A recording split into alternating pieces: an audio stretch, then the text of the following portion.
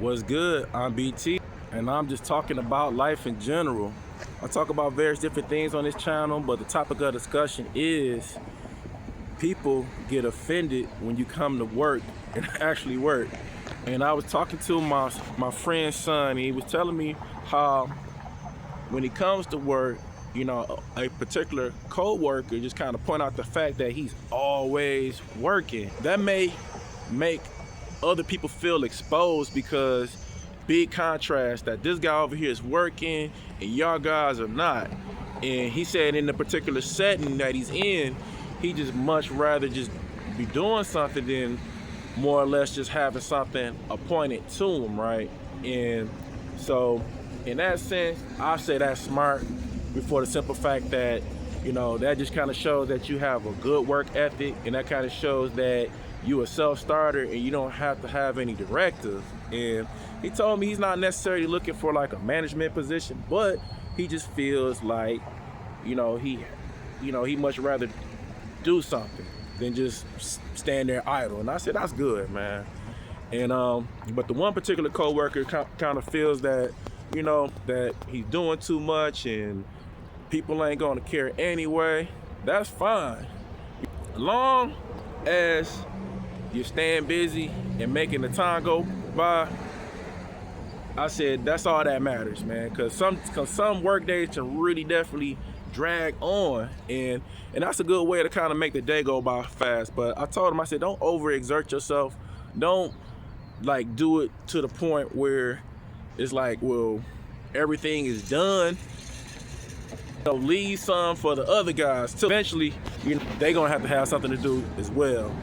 And that was like the best advice that I probably could give them, because in a sense, some jobs may expect you to do it, and then they may kind of point out the fact that, okay, all right, such and such always does it, so I'm gonna have you on this particular detail, or and then they won't give the other people that's not working the task, you know what I'm saying, or the people that's not working, say they're gonna grumble and, oh man, why I gotta do this or why I gotta do that, why don't you get such and such to do it? So I said just kind of like pace yourself, so that way you don't kind of, for one, burn yourself out, and two, just have people really assigning you stuff. So but I told him that's good. It just kind of shows that you just a self-starter, and